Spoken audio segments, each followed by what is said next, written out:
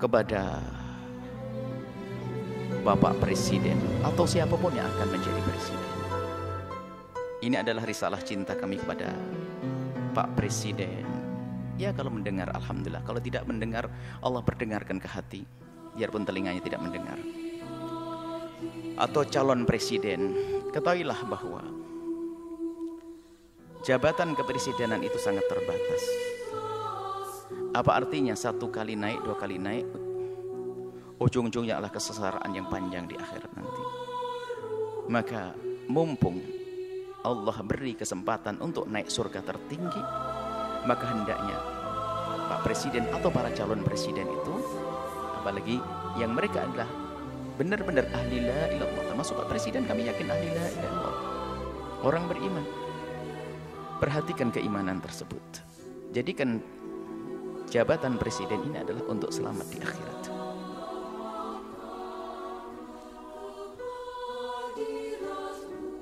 Maka selama ini panjatan doa, semoga orang-orang seperti Habib Rizik dijaga dan bisa istiqomah. Dan doa kita kepada Pak Presiden, semoga juga Allah memberikan bimbingan agar bisa menjadi baik semuanya. Tidak perlu kita memusuhi, akan tapi kita perlu bagaimana menghantarkan kebenaran. Kita tidak punya permusuhan dengan Bapak Presiden, akan tapi kami punya cinta karena kami tahu beliaunya adalah ahli la ilaha illallah. Kami ingin bahasanya kelak juga selamat di akhirat. Maka mohon, atau calon-calon presiden yang akan datang, ingat, jadi presiden adalah berbatas waktunya, tapi akhirat adalah selamanya dan tidak berbatas. Maka jangan sampai di saat menjabat kepresidenan ini adalah ditipu oleh orang-orang yang ada di kiri kanan kita, misalnya yang punya kepentingan syahwatnya, urusan dunianya, tidak ada hubungannya dengan imam, sehingga kita akan kebawa ke sana. Maka pandanglah dengan adil. Orang yang bakal mengganggu akhirat Anda pinggirkan. Anda bisa melihat pasti di kalangan menteri, di kalangan apapun harus dibersihkan dari orang-orang yang bakal mengganggu keselamatan kita di akhirat. Kami yakin Anda ahli iman. Kami mendengar Anda jadi imam sholat, Anda juga umroh. Subhanallah. Tinggal perlu Anda mengikuti hati kecil Anda bahwasanya Anda ahli iman. Maka segala sesuatu yang bertentangan dengan keimanan Anda ini, ayo diberesi, diselesaikan. Karena itu akan ada tuntutan dan tanggung jawab di hadapan Allah Subhanahu wa taala. Kemudian berlapanglah dengan masukan atau kritik dari siapapun. Maka di saat ada misalnya selama ini rame seperti tadi hubungan dengan Habib Rizik dan sebagainya, yang diminta adalah, kami yakin yang diminta Habib Rizik adalah di hati kecil Anda adalah Anda setujui keadilan, kebaikan dan sebagainya. Kami ingin bertemu, ini maksud. Kami yakin insya Allah, kami yakin husnudzon bahasanya Anda orang beriman dan presiden setelahnya. Kami tidak mengarah kepada presiden lagi. Selagi itu keinginan yang baik, ayo kita sambut. Dan nanti secara umum kritik itu justru mengangkat kita. Bagaimana kita menjadi waspada. Kritik itu kadang kita tidak bisa sadar, tidak bisa mengoreksi diri kita sendiri. Tapi dengan kritik itu kita bisa berbenah. Kalau tidak ada kritik kita nggak akan waspada. Seperti di lembaga begini, kalau tidak ada kritik nggak akan ada perubahan. Ada yang kritik Buya, kenapa kok begini? Langsung kita buat perubahan. Gini, menarik. Semakin banyak yang mengkritisi Anda, sebenarnya semakin besar peluang Anda untuk menjadi lebih bagus. Hanya di saat dikritiki oleh seseorang, kita lihat, kita pelajari.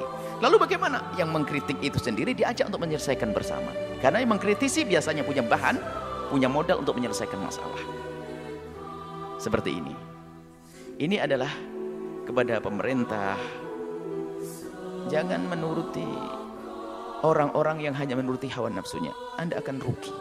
Hidup Anda berbatas.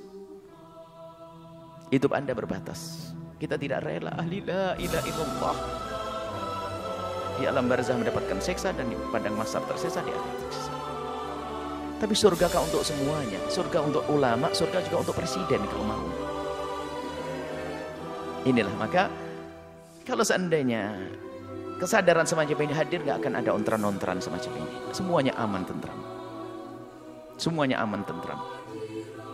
Bisa orang punya niat busuk akan terlihat begitu mudah. Apalagi sekelas presiden, sekelas pemimpin. Itu sangat mudah, orang ini niatnya hanya kepentingan urusan ini, kebaca. Artinya tinggal, kalau memang tujuannya nggak benar, merusak negeri ini, merusak bangsa ini, amanah di hadapan Allah. Ya jangan diperkenankan orang semacam itu. Gitu.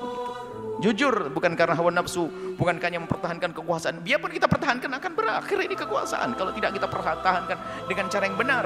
Tapi harapan kami adalah yang menjabat di negeri ini, presidennya adalah dengan Allah, dengan imannya, lalu selamat nanti di akhirat.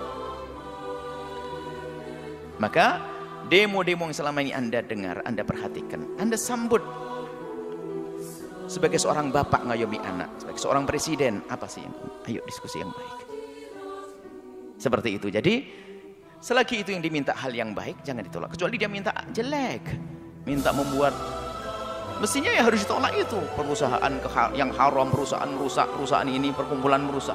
Ini yang sudah kita tolak. Tapi kalau orang berkumpul datang kepada Anda, menyuruh, mengajak kepada kebaikan, hendaknya Anda bertanya, karena itu sebetulnya mereka menghantarkan surga untuk Anda. Seperti itu. Jadi ini kepada Bapak Presiden hari ini atau presiden yang akan datang. Semoga ini menjadi kaidah. Siapa menjadi presiden, hendaknya seperti itu. Alangkah indahnya di dunia jadi presiden, ternyata jabatan presiden ini hanya untuk melangkah ke surga. Sebab surganya presiden lebih mudah, gede banget. Karena apa? Dia punya kekuatan. Kekuatan untuk masuk surga mah gampang. Seperti itu.